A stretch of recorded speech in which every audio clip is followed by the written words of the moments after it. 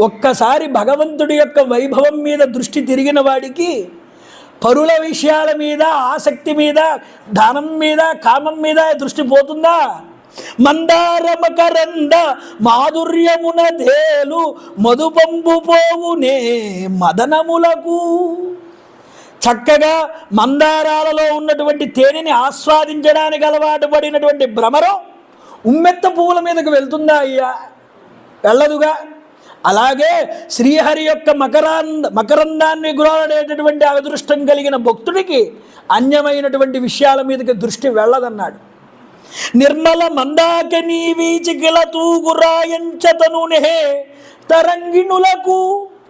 హాయిగా నిరంతరము గంగా ప్రవాహాల్లో ప్రవహించేటటువంటి వెళ్ళేటటువంటి రాజహంస మామూలు మురుగు గుంటల్లో ప్రయాణం చేయమంటే చేస్తుందా? కాబట్టి ఆ దృష్టి దానికి ఎప్పుడూ కూడా